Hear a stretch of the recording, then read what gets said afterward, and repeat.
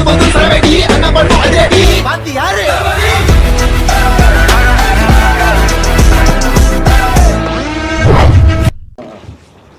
ஒரு சேர் எக்ஸ்ட்ரா போடுங்க அந்த பக்கம். முகேஷ் எக்ஸ்ட்ரா முழுசா சொல்லி வாஜ்பேயி முழுசா சொல்லிட்டாரு. 1 லட்சம் பேருக்கு ஒரே நாள் கோவை பற்றி பேசுகிறேன். கோவை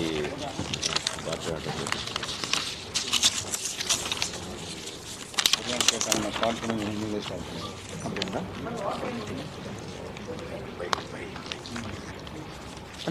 அப்படி கன்டினியூ பண்ணலாமா? நம்முடைய பத்திரிகை நண்பர்களுக்கு மறுபடியும் எங்களுடைய வணக்கத்தை தெரிவித்துக் கொள்கின்றோம். நம்முடைய சட்டமன்ற குழு தலைவர் அண்ணன் நயினார் நாகேந்திரன் அவர்கள் குறிப்பாக அடல் பிஹாரி வாஜ்பேயி அவர்களுடைய 100ஆண்டு தினம் இந்த ஒரு வருடம் முழுவதுமே பாரதிய ஜனதா கட்சி விமர்சையாக கொண்டாட இருக்கின்றோம். தமிழகத்தில் நாம் என்ன செய்ய இருக்கின்றோம் என்பதை மிக தெளிவாக விவரமாக உங்களுக்கு சொல்லியிருக்கிறாங்க. அதே நேரத்தில் சில அரசியல் விஷயங்களை உங்களிடம் பேச வேண்டும் என்பதற்காக நானும் இந்த பத்திரிகையாளர் சந்திப்பில் கலந்து கொண்டிருக்கின்றேன். குறிப்பாக இன்னைக்கு பாராளுமன்றத்தில் நம்முடைய பாரத பிரதமர் ஐயா நரேந்திர மோடி அவர்கள் சொன்னபடி ஒரே நாடு ஒரே தேர்தல் அதற்கான 2 பில்களை கொண்டு வந்திருக்கிறார். Bill number 275, bill number 276. ஒன்று நம்முடைய அரசியலமைப்பு சட்டம் 129th அமெண்ட்மெண்ட், 129வது அமெண்ட்மெண்ட், 275வது பில். இன்னொன்று நம்முடைய யூனியன் டெரிட்டரி அவர்களுக்கு கொண்டு வந்திருக்கக்கூடிய அமெண்ட்மெண்ட் பில் 276. இது கொஞ்சம் விலாவரியாக நம்முடைய தமிழக மக்களுக்கு பத்திரிகை நண்பர்கள் மூலமாக பேச வேண்டும் என்பது எங்களுடைய ஆசை. காரணம், சரித்திரத்திலிருந்து நாம் ஆரம்பித்தோம்னா எதற்காக இதை கொண்டு வந்திருக்கின்றோம், எதற்காக பாரதிய ஜனதா கட்சி தொடர்ந்து பல ஆண்டுகளாக ஒரே நாடு ஒரே தேர்தலை வலியுறுத்துகின்றோம் என்பதும் கூட மக்களுக்கு இதன் மூலமாக விலக்கி சொல்ல வேண்டும் என்பது எங்களுடைய ஆசை.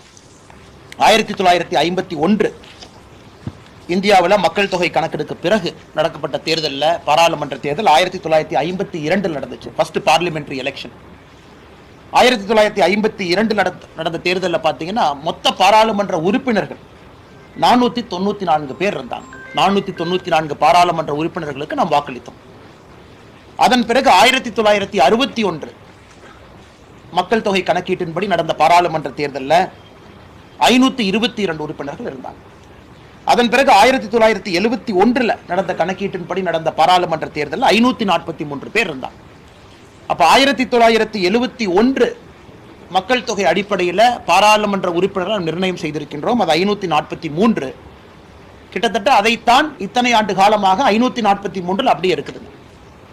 இது நம்ம மிக முக்கியமாக இதை நாம் புரிந்து கொள்ள வேண்டும். காரணம், அன்றைக்கு இருந்த அரசு சில காரணங்களுக்காக இந்தியாவில் இருக்கக்கூடிய மக்கள் தொகை பக்கத்து நாடுகளிலிருந்து வந்திருக்கக்கூடிய மக்களால் சில பிரச்சனைகள் வடகிழக்கில், அசாமில் குறிப்பாக ஆரம்பமாக இருக்கிறது என்பதற்காக 42வது கான்ஸ்டிடியூஷனல் அமெண்ட்மெண்ட்டை கொண்டு வந்து நம்ம ஃப்ரீஸ் பண்ணோம்.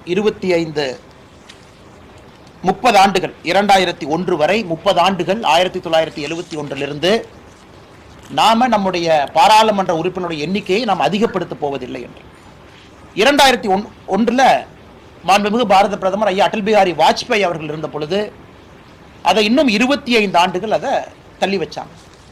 அப்ப 2026 முடிவுக்கு வருது. 2026 அந்த 1971 மக்கள் தொகை அடிப்படையிலே கணக்கிட்டு 543 பாராளுமன்ற உறுப்பினர் என்பது 2026 அது எண்டாகும். அதன் பிறகு நம்முடைய பாராளுமன்றம் மாண்புமிகு பாரத பிரதமர் அவர்கள் அது என்ன செய்ய போறாங்க அப்படிங்கிறது நமக்கு எல்லோருக்குமே தெரியும். அதான் குறிப்பாக இன்னைக்கு அரசியலமைப்பு சட்டத்தில் ஆர்டிகல் 327 அதுல ஒரு முக்கியமான 2 வார்த்தைகள் வந்திருக்கு. ஆர்டிகல் 327வது கான்ஸ்டிடியூஷன்ல 327 என்ன சொல்லுதுனாங்க, எப்படி எலெக்ஷன் நடத்துறதுன்னு சொல்லுது. ஒரு பாராளுமன்ற தேர்தல் எப்படி நடத்த வேண்டும், எத்தனை காலத்துக்கு ஒரு முறை நடத்த வேண்டும், சட்டமன்ற தேர்தல் எப்படி நடத்த வேண்டும் என்பது ஆர்டிகல் 327.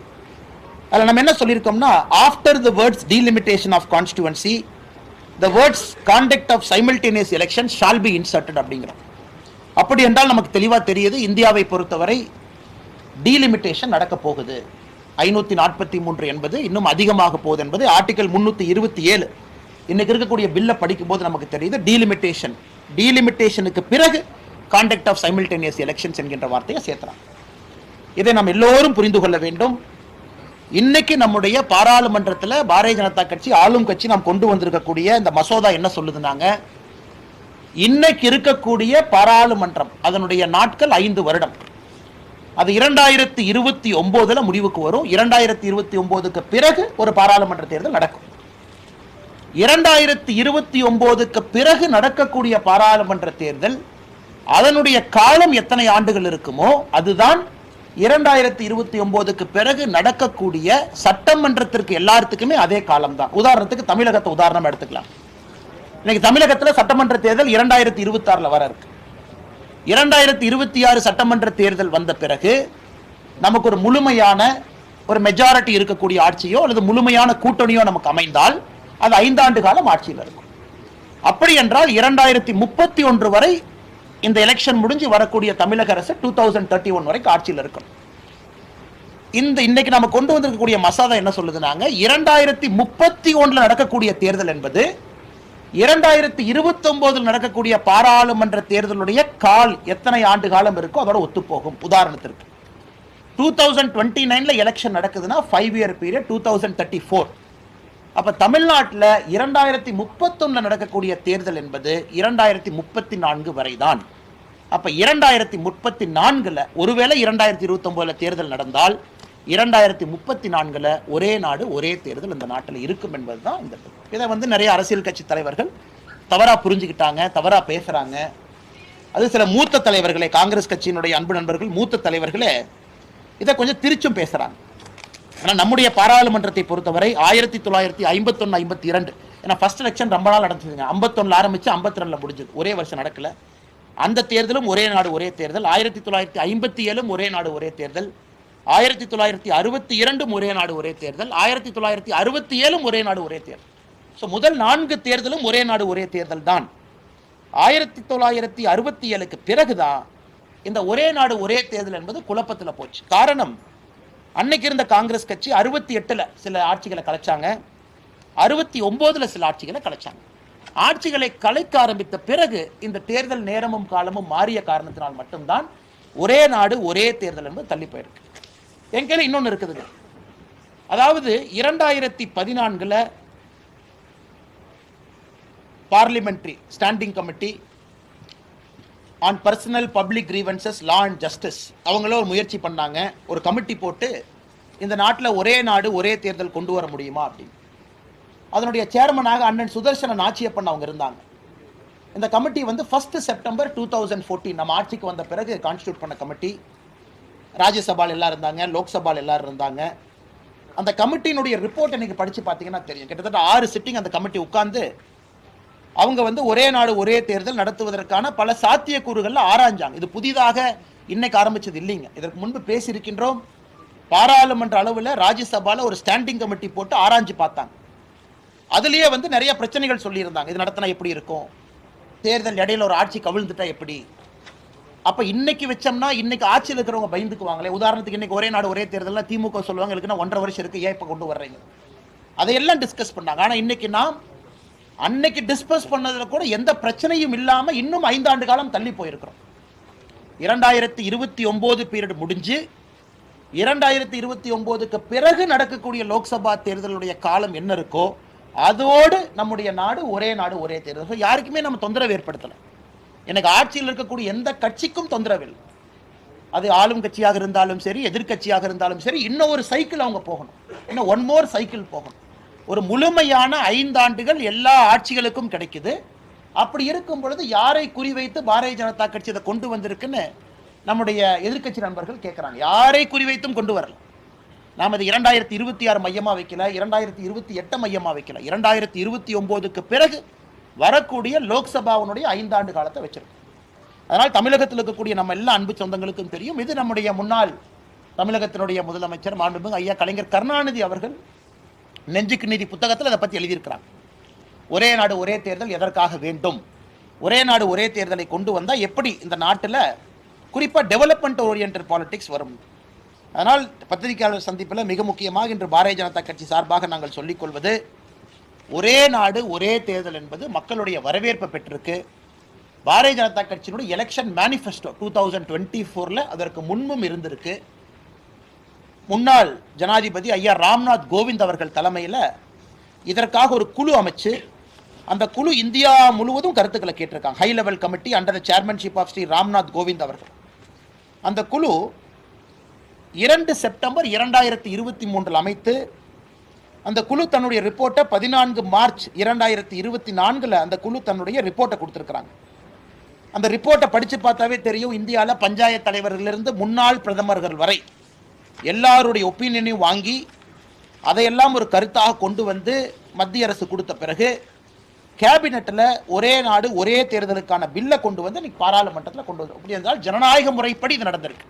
ஏதோ நம்ம காலையில் தூங்கி எந்திரிச்சு 10 மணிக்கு முடிவு பண்ணி 11 மணிக்கு ஒரே நாடு ஒரே தேர்தலை கொண்டு வரல. ஜனநாயக முறைப்படி ஒரு முன்னாள் ஜனாதிபதி தலைமையில் ஒரு குழு இந்தியா முழுவதும் கருத்து கேட்டு எல்லா எதிர்க்கட்சி ஆளும் கட்சி நண்பர்களுக்கு வாய்ப்பு கொடுத்து, அதில் பாரதிய ஜனதா கட்சியினுடைய தேசிய தலைவர் JP நட்டா அவர்கள் அந்த குழு முன்னாடி போய் நம்ம கருத்தை நாம சொல்லி, அதன் பிறகு இன்னைக்கு துரதிருஷ்டவசமாக எதிர்க்கட்சி நண்பர்கள் பண்ண அமளி துமளியில் நம்முடைய பாராளுமன்ற சரித்திரத்தில் முதலாக ஒரு பில்லை கொண்டு வர்றக்கே வாய்ஸ் ஓட் நடத்த வேண்டிய நிலைமை ஒரு ஆளுங்கட்சிக்கு. 269 வாக்குகள் நாம் கொண்டு வந்திருக்கக்கூடிய பில்லுக்கு ஆதரவாக, இந்த மசோதாவுக்கு ஆதரவாக 269 ஓட்டு வாங்கி இந்த பில்லை நம்ம பிரசன்ட் பண்ணியிருக்கோம். அதனால் உண்மையாலும் நம்முடைய பத்திரிகை நண்பர்களுக்கும் தெரியும், யாருக்கும் எதிரானது இது கிடையாது. காலம் நிறையா இருக்குது, சூழல் நிறையா இருக்குது, எல்லோரும் நம்மை தயார்படுத்தி கொள்ளலாம். ஒரே நாடு ஒரே தேர்தல் மூலமாக நம்முடைய நாட்டில் டெவலப்மெண்ட் ஓரியன்டட் பாலிடிக்ஸ் வருவதற்கான சாத்தியக்கூறு.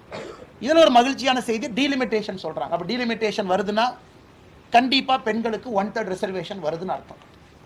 அதை நம்ம இந்த பில்லை இல்லை என்றாலும் கூட நாம் அதை we can read between the lines.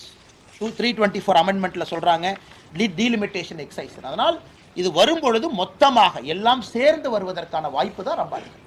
Delimitation நடந்திருக்கும், 1/3 பெண்களுக்கான ரிசர்வேஷன் இருந்திருக்கும், ஒரே நாடு ஒரே தேர்தல் போயிருக்கும்.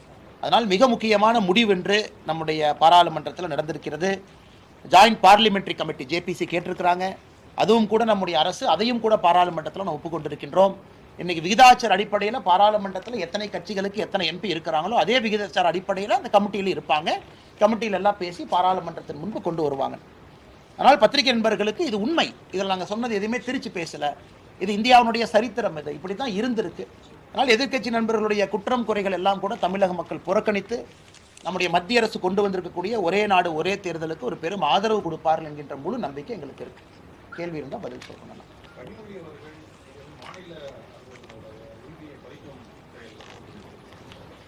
சகோதரி கனிமொழி அவர்கள் ஒரு நீண்ட நெடிய அனுபவம் இருக்கக்கூடிய பார்லிமெண்டேரியன், நிறைய முறை பார்லிமெண்ட்டுக்கு எலெக்ட் ஆகிருக்கிறாங்க, லோக்சபாவில் இருந்திருக்கிறாங்க. அக்காவுக்கு ப்ரொசீஜர் தெரியும். அதனால் என்னுடைய ஒரே ஒரு வேண்டுகோள் அக்கா கனிமொழி அவர்களுக்கு, எந்த விதத்தில் இது மாநில உரிமையை பறிக்கிறாங்கன்னு அக்கா சொல்லணும். இது இதற்கு முன்பு 4 தேர்தல் ஒரே நாடு ஒரே தேர்தல் நடந்திருக்கு. இன்னைக்கு இருக்கக்கூடிய எந்த அசம்பிளிக்கும் பிரச்சனை இல்லை. தமிழ்நாட்டில் இருக்கக்கூடிய அசம்பிளியும் இன்னும் 5 ஆண்டுகள் முழுமை பெறும். 2026 எலெக்ஷன் 31 வரைக்கும் போகுது. மாநிலத்தினுடைய உரிமை யார் பறிக்கிறாங்க? எங்கேயும் கூட மாநிலத்தில் இருக்கக்கூடிய கட்சிகளை நசுக்கல. ஆனால் சகோதரி கனிமொழி அவர்களுக்கு நிச்சயமாக தெரியும், அரசியலுக்காக மட்டும் அவங்க பேசலாம். ஆனால் எங்கேயும் கூட மாநிலத்தினுடைய உரிமையை பறிக்காம ஒரே நாடு ஒரே தேர்தல் என்பது இந்தியா முழுவதும் ஒரே கல்ச்சர்னு யாரும் சொல்ல வரது. கல்ச்சரல் டிஃப்ரென்சஸ் இருக்கு, வேற்றுமையில் ஒற்றுமை இருக்கு. நாம் ஒரு மாதிரி இருக்கோம், கர்நாடகாவில் ஒரு மாதிரி இருக்காங்க, ஆந்திராவில் ஒரு மாதிரி இருக்காங்க. 51 அப்படித்தான் இருந்தாங்க, 61 அப்படித்தான் இருந்தாங்க, 67 அப்படித்தான் இருந்தாங்க. அதனால் இன்னைக்கு இந்தியா மறுபடியும் எப்படி ஆரம்பத்தில் நம்முடைய அரசியலமைப்பு சட்டம் இருந்ததோ அதை நோக்கி சென்று கொண்டிருக்கின்றோம் என்பதுதான் பொருள்.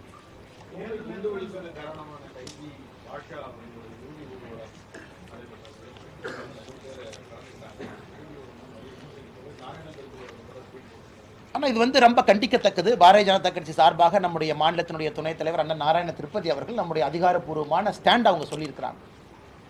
இது கண்டிக்கத்தக்கது மட்டுமல்ல, குறிப்பாக எதற்கு இது நமக்கு வேதனை கொடுக்குதுனாங்கன்னா, பெரோலில் ஒருத்தவங்க வெளியே வந்திருக்கிறாங்க. குறிப்பாக இந்த கேஸை ஃபாலோ பண்ணுற எல்லோருக்குமே தெரியும் எத்தனை உயிர்கள் போயிருக்கு கோயம்புத்தூரில். அது ஆறாத ஒரு ரணமாக இருக்கிறது. ஆனால் இன்னைக்கு அரசியல் கட்சியினுடைய தலைவர்கள் அது ஒரு ட்வீட் போட்டு ஒரு மாட்டியர் மாதிரி அதை மாற்றி காட்டி, காவல்துறையும் கூட முன்னும் ஒரு பிஜேபி 10 பேர் சேர்றாங்கன்னா அனுமதி கொடுக்காத காவல்துறை எப்படி இத்தனை பேர் சேர்வதற்கு அனுமதி கொடுக்குறாங்க? அப்போ டிஎம்கே கவர்மெண்ட் அப்பீஸ்மெண்ட் பாலிடிக்ஸுடைய உச்சத்தில் இருக்கிறாங்க. அப்பீஸ்மெண்ட் பாலிடிக்ஸுடைய உச்சம் இன்னைக்கு கோவை மாநகரில் மறைந்த திரு பாஷா அவர்களுடைய பூத உடலுக்கு அவங்க எப்படி கொண்டு போக அலோ பண்ணாங்க, அதை எவ்வளோ கம்யூனல் டென்ஷன் அதை உருவாக்கும். இப்போ தான் கோயம்புத்தூரில் பல விஷயங்கள் நடந்து என்னைய மல்டிபிள் சார்ஜ் ஷீட் போட்டு அமைதி திரும்பி கொண்டிருக்கிறது. அதனால் திமுக அவர்கள் தெளிவாக இருக்க வேண்டும். அரசில் இருக்கும் பொழுது எதை வேரோடு அறுக்க வேண்டும், தீவிரவாதத்தை வேரோடு அறுக்கணும்.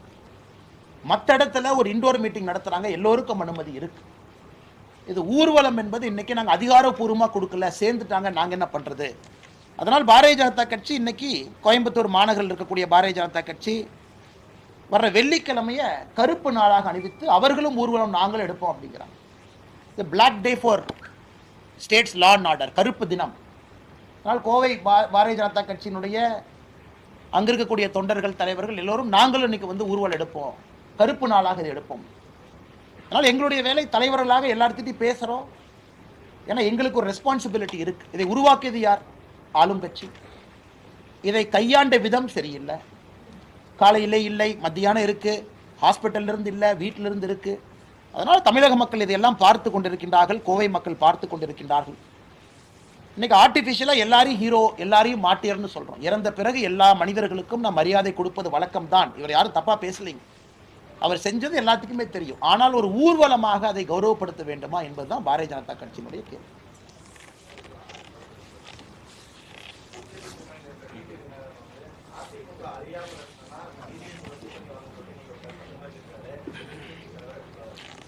ஆனால் அது டிடிவி தினகரன் வந்து அவங்களுடைய கருத்தை உங்கள்கிட்ட சொல்லியிருக்கிறாங்கன்னா, பாரதிய ஜனதா கட்சியை பொறுத்தவரை உங்களுக்கு தெரியும், நம்முடைய கூட்டணியில் தேசிய ஜனநாயக கூட்டணியில் அண்ணன் டிடிவி தினகரன் அவர்கள் மிக மிக முக்கியமான ஒரு தலைவர், வலிமையான ஒரு தலைவர். அவர் எதற்காக அந்த இயக்கத்தை நடத்துகிறாங்கன்னு எல்லாத்துக்குமே தெரியும். அதே நேரத்தில் அண்ணன் சொல்ல கருத்து என்னன்னா, இன்னைக்கு அதிமுக எந்த நிலைமையில் இருக்கு. அண்ணன் எடப்பாடி பழனிசாமி அவர்கள், மதிப்புக்குரிய எதிர்க்கட்சி தலைவர் அவர்கள், உங்கள் கட்சியை பற்றி பேசுங்கன்னா பொதுக்குழுவில் பிஜேபி பற்றி பேசிகிட்டு இருக்கிறாங்க. உங்கள் கட்சி எப்படி வளர்க்கணும், உங்கள் கட்சி எப்படி கொண்டு போகணும்னு பேசுங்கன்னா அண்ணன் வந்து பிஜேபி வாங்கின வாக்கு சதவீதம் என்ன, 2004 என்ன, பொலிட்டிக்கல் கன்சல்டன்ட் மாதிரி பிரசாந்த் கிஷோர் தான் எங்கள் ஆஃபீஸில் பவர் பாயிண்ட்லாம் கொடுக்கும்போது அந்த மாதிரி கொடுப்பாங்க. இன்னைக்கு மதிப்புக்குரிய எதிர்க்கட்சி தலைவர் என்ன அதெல்லாம் பேசுகிறாங்க. ஸோ எந்த அளவுக்கு இன்றைக்கி பிஜேபியினுடைய வளர்ச்சி பல மனிதர்களுக்கு பிரச்சனை ஏற்படுத்தி இருக்கிறது என்பது எதிர்க்கட்சி தலைவர் மதிப்புக்குரிய அண்ணன் எடப்பாடி பழனிசாமி அவருடைய நேற்றைய பேச்சு நம்ம காட்டுது. நாங்கள் எங்கேயுமே எங்களுடைய வளர்ச்சியை மட்டும்தான் பேசுகிறோமோ தவிர இந்த கட்சி இப்படி இருந்துச்சு 2010 இப்படி 15 இப்படின்னு பேசலாம். அதனால் அண்ணன் தினகரன் அவர்கள் பேசியிருப்பது அவங்களுடைய கருத்தை அதிமுக எப்படி பார்க்குறாங்க அப்படின்னு அவங்க பார்க்குறாங்க. எங்களை பொறுத்தவரை ஒரு வித்தியாசமான ஒரு பாதையில் தமிழகத்திற்கு மாற்று அரசியல் வேண்டும் என்று தேசிய ஜனநாயக கூட்டணி போயிட்டு இருக்கோம். அண்ணன் தினகரன் அவர்கள், மதிப்புக்குரிய அண்ணன் அவர்களுடைய கருத்து பார்த்தீங்கன்னா அதிமுகவினுடைய இன்றைய நிலைமையை பிரதிபலிக்குது அப்படிங்கிறத நாங்கள் பார்க்குறோம்.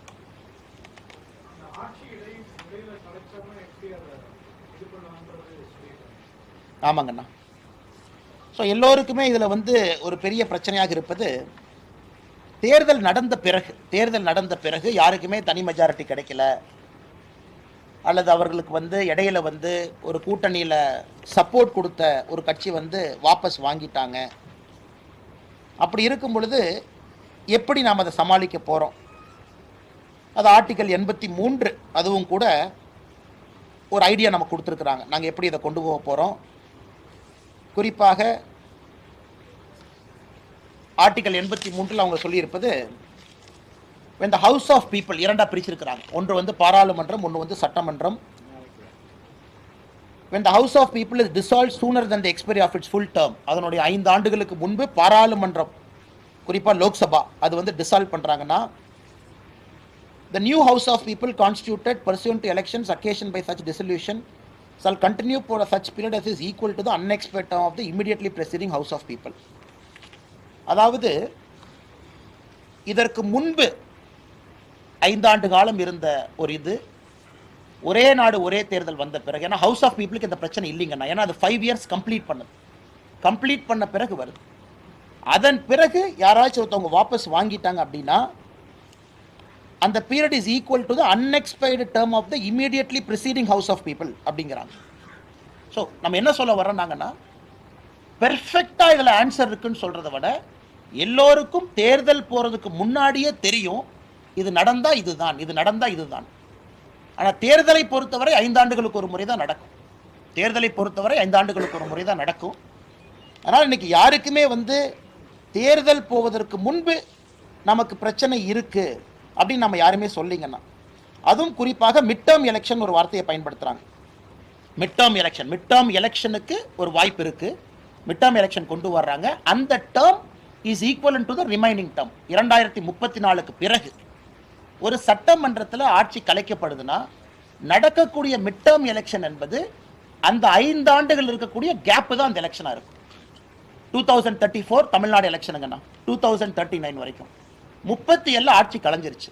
37 நடக்கக்கூடிய மிட் டேர்ம் எலெக்ஷன் 2 வருஷத்துக்கு தான் அந்த எலெக்ஷன் இருக்கும்.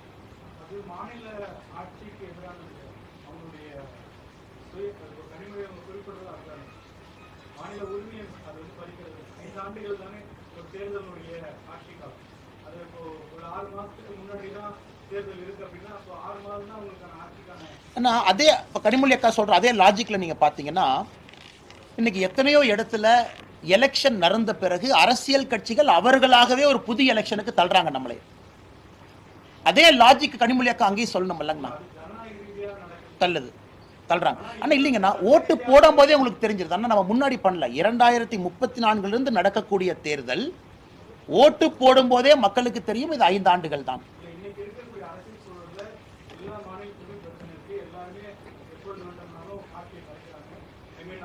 ஒரே நாடு ஒரே தேர்தல் காரணங்கன்னா அடிப்படையில் இதை செய்யக்கூடாது என்பதற்காகத்தான். இப்ப 2037 ஒரு எலெக்ஷன் நடக்குதுன்னா அது 2 ஆண்டுகளுக்கு மட்டும்தான் தெரிஞ்சுதான் மக்கள் ஓட்டு போட போறாங்கன்னா. அந்த 2037 தேர்தலில் போடுறவங்க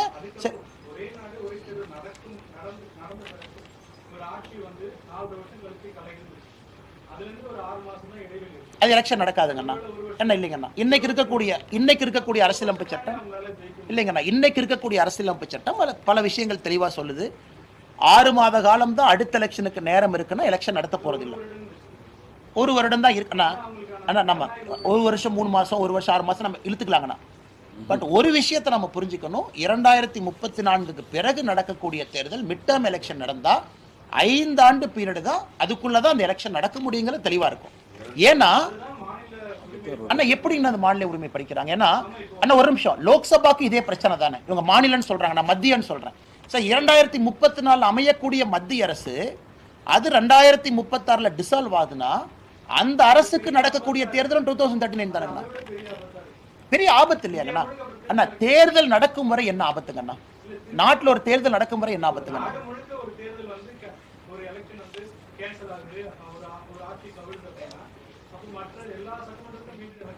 இல்லைங்கண்ணா, உதாரணத்துக்கு 2034 லோக்சபா வச்சுக்கலாங்கண்ணா. 2034 லோக்சபா, அந்த லோக்சபா ஏதோ ஒரு காரணத்திற்காக 2036 கலைதுன்னு வச்சுக்கலாங்கண்ணா.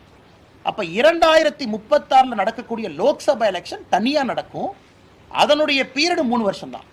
அப்ப 2039 எல்லா லோக்சபாவும் அசம்பிளி அதே மாதிரி நடக்கும். இல்ல எங்கேயும் தவறு இல்லையாங்கண்ணா? அவ்வளவுதாங்கண்ணா, 5 ஆண்டுக்கு ஒரு முறை தான். அதனால கனிமொழி அக்கா சொல்றாங்க மாநில உரிமை பறிக்கிறீங்கன்னா மத்திய அரசுக்கும் அதே தானே. 2036 ஸ்டேபிள் கவர்மெண்ட் வரல 34 அவங்களுக்கு இதே பிரச்சனை தானே.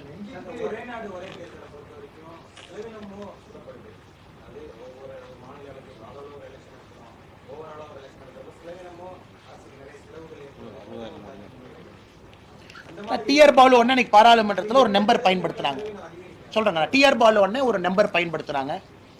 10,000 கோடி ரூபாய் ஒரே நேரத்தில் நம்ம நடத்துறோம். அப்ப நாம வந்து இவிஎம் மிஷின் ஒரே நேரத்தில் வாங்கணும். ஆனால் இதாக இருந்தால் இவிஎம் மிஷின் ரொட்டேட் பண்றீங்க. இன்னைக்கு ஒரு ஸ்டேட்ல நடக்கும், 6 மாசம் கழிச்சு ஒரு ஸ்டேட்ல நடக்கும். ஸோ டிஆர் பாலனுடைய கருத்து என்ன, ஒரே நேரத்தில் நீங்க நடத்துறதுனால அவ்வளோ இவிஎம் வேணும். அண்ணா நாம சொல்றது நாட்டினுடைய பொருளாதாரத்தை யோசிச்சு பாருங்க. இன்னைக்கு நீங்க ஒரு வருஷமும் 6 தேர்தல் நடத்துறீங்க. 3 மாசம் மாடல் கோட் ஆஃப் கான்டக்ட், பிரதமர்ல இருந்து முதலமைச்சர்ல தேர்தல் பிரச்சாரத்துக்கே 3 மாசம் ஒதுக்கிடுறாங்க ஒரு வருஷத்துக்கு. மாடல் கோட் ஆஃப் வரும்போது பல விஷயத்தை அனௌன்ஸ் பண்ண முடியாத நிலைமை சென்ட்ரல் கவர்மெண்ட்டுக்கு இருக்கு, ஸ்டேட் கவர்மெண்ட்டுக்கு இருக்கு. இது வந்து $4 trillion எக்கானமியினுடைய பொருளாதார இழப்பு பாருங்கண்ணா. இவிஎம் பொறுத்த வரைக்கும் ஒன் டைம் இன்வெஸ்ட்மெண்ட் பண்றீங்க, 15 வருஷத்துக்கு ஒரு முறை அதை மாற்றணும். டிஆர் பாலு பேசுற பேச்சுலதே சொல்றாங்கண்ணா. அதனால் நாட்டுக்கு ஏற்படக்கூடிய பொருளாதார இழப்பு மல்டிபிள் எலெக்ஷன்ல இவிஎம் வாங்குற காசை விட பல மடங்கு அதிகம் தானுங்கண்ணா.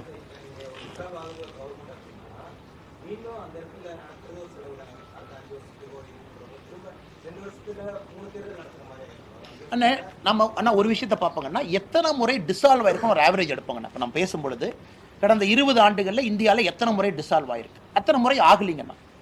ஆகுவதற்கு வாய்ப்பு இருக்கு. பட் 1, 2, 3, 4 முறை ஆவதற்காக இத்தனை பேர்த்துக்கு நல்லது நடக்கக்கூடிய ஒரு ப்ரொபோசலை நம்ம கொண்டு வராமல் இருந்தால் தவறாக போயிருமில்லங்கண்ணா. அதாவது நடக்குது இல்லைன்னு சொல்ல, நீங்க சொல்ற மாதிரி வருஷத்துக்கு 6 டிசால்வ் ஆகுதா? இல்ல, டிசால்வ் எப்போவாச்சும் ஆகுதுங்கண்ணா.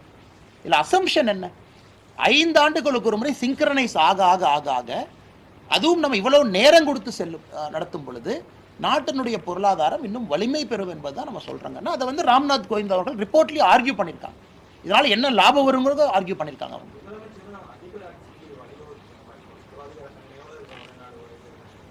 இப்போ இரண்டாவதுங்கண்ணா, இப்போ முதலமைச்சருடைய பர்டிகுலர் கேள்விக்கு என்னன்னா, அப்போ பிரசிடென்ஷியல் ஃபார்ம் ஆஃப் எலெக்ஷன் போகுமா? இப்போ முதலமைச்சருடைய ஐயம் என்ன? சரி, அப்போ தமிழ்நாடு இந்தியாவும் ஒரே நேரத்தில் தேர்தல் நடக்குதுன்னா அப்போ மேலே இருக்கக்கூடிய கட்சிக்கு ஓட்டு போடுறவங்க கீழே இருக்கிற அந்த கட்சிக்கு ஓட்டு போடுவாங்களா? அப்போ பிராந்திய கட்சிகளுக்கு வந்து இங்கே வந்து வாய்ப்புகள் குறைவாக இருக்குமா? அதுதான் முதலமைச்சர் கேள்வி எழுப்புறாங்க. அப்போ தேசிய கட்சிகளுக்கு வாய்ப்பு அதிகமான. ஆனால் இன்னைக்கு உதாரணம் எடுத்துக்கலாம். ஆந்திர பிரதேஷ், ஒரிசா, நிறைய மாநிலங்கள் வந்து இந்தியாவில் ஒரே நாடு ஒரே தேர்தல் மாதிரி இத்தனை நாள் அவங்களுக்கு நடக்குது. ஏன்னா அவங்கள பொறுத்த வரைக்கும் லோக்சபா அசம்பிளி எலெக்ஷன் 1. ஒரிசால இத்தனை ஆண்டு காலம் ஆளும் கட்சி வேறு, மத்தியில் வருகின்ற ஆளும் கட்சி வேறு. அப்படித்தான் இப்பதான் மாறி இருக்கு. இந்த ஒரு முறை தான் ஒரிசால பிஜேபி, ஒரிசாலையும் பிஜேபி மேலே வந்திருக்காங்க. மக்கள் ஓட்டு போடும் பொழுது வாக்காளர் ரொம்ப புத்திசாலியா தாங்கன்னு இருக்காங்க. நான் யாருக்கு ஓட்டு போடணும்? இதற்கு முன்பு ஜெகன்மோகன் ரெட்டி அவங்க ஜெயிக்கும் பொழுது நாங்க ஆந்திரால தோத்தோம், மேல ஜெயிச்சோம். இது 5 ஆண்டுகள் கழிச்சு ஜெகன் தோத்துருக்காங்க, நாயுடு ஜெயிச்சிருக்காங்க, நாங்க ஜெயிச்சிருக்கோம். அதனால் மக்கள் ஓட்டு போடுறவங்க ரொம்ப விவரமா போடுறாங்க. மாநிலத்தில் யாருக்கு வாய்ப்பு கொடுக்கணும், மத்தியில் யாருக்கு கொடுக்கணும். ஏன்னா நீங்க சொல்ற லாஜிக் படி பார்த்தாங்கன்னா ஒரே நேரத்தில் தேர்தல் நடக்கும் பொழுது லோக்சபாவும் அசம்பிளி ஒரே மாதிரி தானே ஓட்டிங் பேட்டர்ன் வந்திருக்கணும், இல்லையல்ல? இரண்டாவது முதலமைச்சருடைய ஐயத்திற்கான பதில். இன்னைக்கு முதலமைச்சர் அவர்கள் இதுவரை இந்தியாவில் கொண்டு வராத ஒன்றை பாஜக கொண்டு வரலீங்களா? இதுவரை 4 முறை இந்தியாவில் 20 ஆண்டுகள் இருந்த ஒரு தேர்தல் அடிப்படையை திரும்ப கொண்டு வந்திருக்கோம். அதாவது ஒரே நாடு ஒரே தேர்தல் அறிமுகப்படுத்துகின்றோம் என்று சொல்வதை விட இருந்த ஒரே நாடு ஒரே தேர்தலை திரும்ப கொண்டு வந்திருக்கின்றோம் என்பதுதான் சரியாக இருக்கும் என்பது எங்களுடைய கருத்து. இப்போ மகேஷ் அண்ணா எதுக்கு அங்கே போறீங்க? 2026க்கு வரும், எதுக்கு நீங்கள் 2034க்கு போறீங்க? அண்ணா 2020 அதான் நம்ம எல்லாம் ரொம்ப அண்ணன் எல்லாம் நாங்களாம் 2038 பற்றி பேசிட்டு இருக்கோம், 34. ஆனால் 2026ஐ பொறுத்தவரை தமிழகத்தில் ஒரு மிக மிக வித்தியாசமான களத்தை நாங்கள் எதிர்பார்க்கிறோம். காரணம், திராவிட கட்சிகள் தனியாக ஆட்சி அமைப்பதற்கான சாத்தியக்கூறுகள் நாங்கள் பார்க்கல. திராவிட கட்சிகள் இல்லாத ஒரு கட்சி ஆட்சி அமைப்பு இருப்பதற்கான வாய்ப்பை பார்க்குறோம். there is a possibility. அதெல்லாம் தாண்டி மக்கள் ஒரு புது விதமான அரசியலை தமிழகத்திலே கொண்டு வருவதற்கு தயாராக இருக்கின்றார்கள் என்பதையும் பார்க்குறோம். அது 2025 தான் தீர்மானம் செய்யணும். 2026 எப்படி இருக்கும், கூட்டணிகள் எப்படி இருக்கும், புதிதாக வந்திருக்கக்கூடிய கட்சிகள் எதை மக்கள் முன்னாடி வைக்க போறாங்க, ஆளுகின்ற கட்சியும் எதிர்கட்சியும் எப்படி தங்களை நிலைநாட்டப் போகின்றார்கள் என்று. அதனால் 2026 ஒரு மிக வித்தியாசமான ஒரு புதிய அரசியல் களத்தை நம்ம பார்க்க போகின்றோம் என்பது எங்களுடைய கருத்து.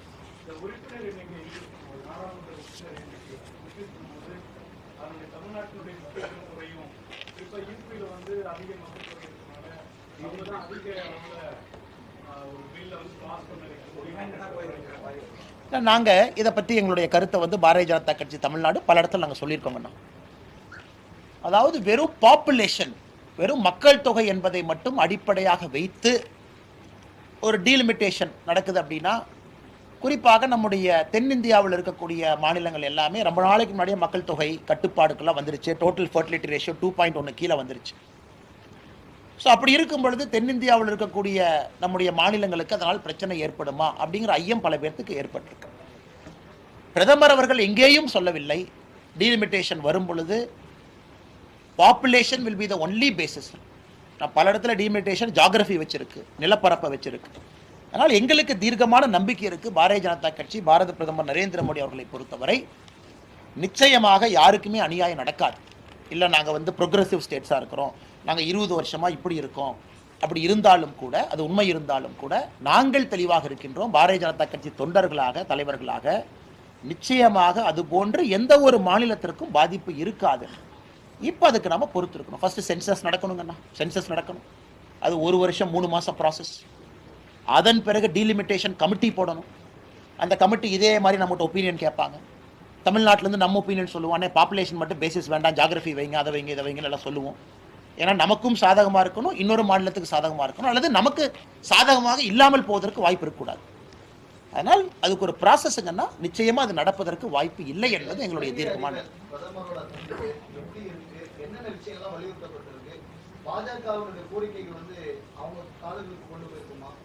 அண்ணன் நம்முடைய மத்திய இணையமைச்சர் அண்ணன் முருகன் அவர்கள் நேற்று மத்திய அரசு சார்பாக இலங்கை அதிபரை வரவேற்பதற்கு அண்ணன் முருகன் அவர்களுக்கு வாய்ப்பு கிடைச்சது.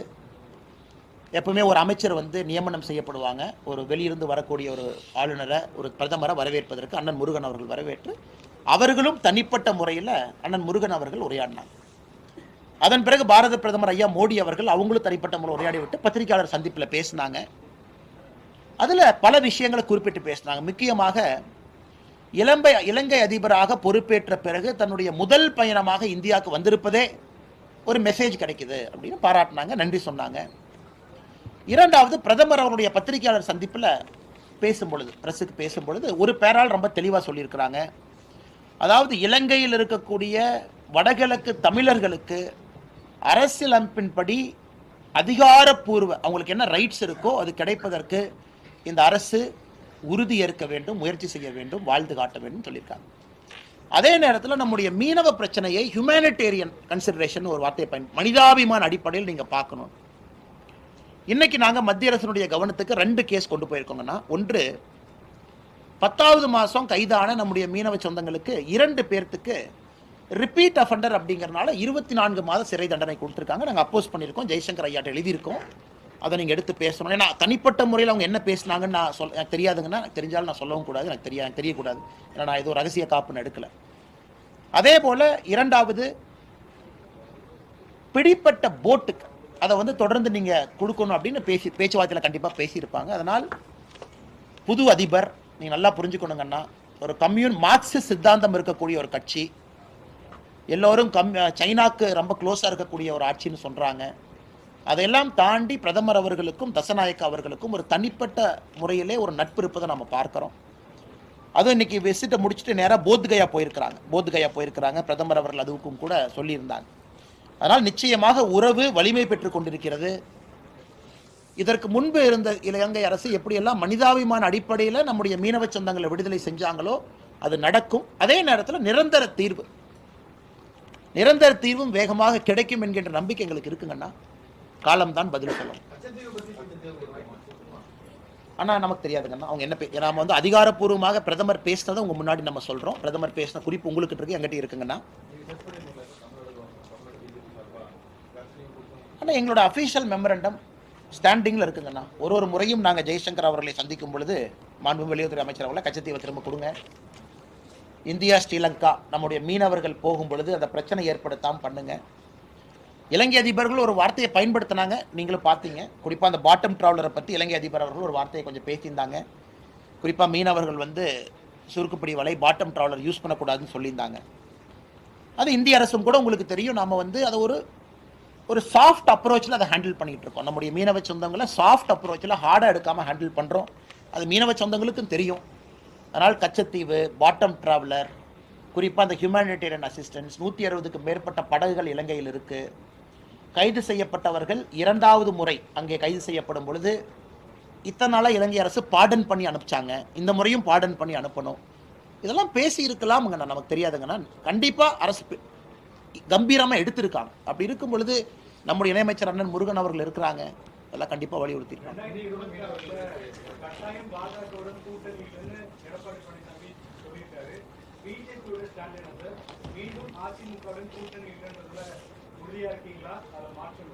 நம்மகிட்ட ஒரு வலிமையான கூட்டணி இருக்குங்கண்ணா. வலிமையான கூட்டணி நம்மகிட்ட இருக்கோம்னா, அதாவது நான் ஒரு கட்சி பேரை எடுத்து பேசுவதை விட இன்னைக்கு தமிழ்நாட்டினுடைய அரசியல் களம் மாறி இருக்கு. நம்மகிட்ட ஒரு வலிமையான கூட்டணி இருக்கு, எல்லாம் இணக்கமாக இருக்கும். அதனால் யாருக்கும் எந்த பிரச்சனை இல்லாமல் தமிழக மக்கள் 2024 தேர்தலையே மும்முனை போட்டியை பார்த்துருக்குறாங்க. 2025 பொறுத்திருந்து பார்ப்போம். தேசிய தலைவர்கள் இருக்கிறாங்க, அவங்களுக்கு ஒரு தேசிய சிந்தனை இருக்கும். பாரதிய ஜனதா கட்சியினுடைய தலைவர்கள் இங்கே இருக்கிறாங்க, எல்லோருக்கும் ஒரு சிந்தனை இருக்குது எப்படி கொண்டு போகணும்னு. அதற்கான நேரமும் காலமும் ரொம்ப தூரம் இருக்குங்கண்ணா. நான் மாற்றம் இருக்குன்னு இங்கே சொல்லிங்கண்ணா. நான் சொல்வது நேரமும் காலமும் ரொம்ப தூரம் இருக்குன்னு சொல்றேன். நான் இப்போ கூட எடப்பாடி அண்ணனை பற்றி என்ன சொன்னாங்கன்னா, எடப்பாடி அண்ணனை பற்றி என்ன சொன்னேன்னா, அண்ணன் அவர் மேடையில் அவர் கட்சியை பற்றி பேசும்போது கூட பிஜேபி பற்றி பேசுகிறாரு. 2014 இப்படி, 19 இப்படி, 24 இப்படி. அதனால் பிஜேபியை பொறுத்தவரை நாங்கள் தெளிவாக இருக்கோம். தமிழகத்தில் திமுக ஒழிக்கப்பட வேண்டும் என்பதில் எல்லாருமே தெளிவாக இருக்கோங்கண்ணா. வர்றேங்கண்ணா. இப்போ திமுக ஒழிக்கப்பட வேண்டும்னா இப்போ நீங்க எல்லாம் ஒன்னா சேர்ந்தா தான் ஒழிக்க முடியுமா, இல்ல நீங்க இருக்கிற கூட்டணியை வலிமைப்படுத்தினாலும் ஒழிக்க முடியுமா? எல்லாமே பாசிபிலிட்டி தாங்கண்ணா. நாங்கள் எங்கள் கட்சியை வளர்க்கிறோம், ஆளும் கட்சியை எதிர்த்து பேசுறோம், செய்யற தவிர மக்கள் மன்றத்தில் வைக்கிறோம்.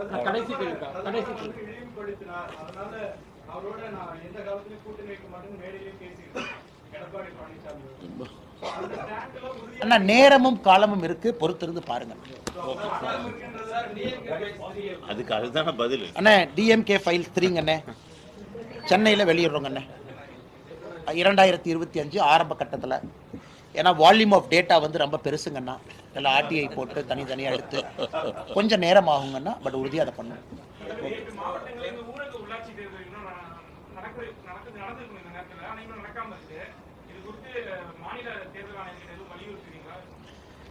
பாரதிய ஜனதா கட்சியை பொறுத்தவரை 2016 காலகட்டத்தில் நம்ம பார்த்தோம், 4 ஆண்டு காலம் வந்து உள்ளாட்சி தேர்தல் இல்லாமல் தமிழகம் இருந்துச்சு.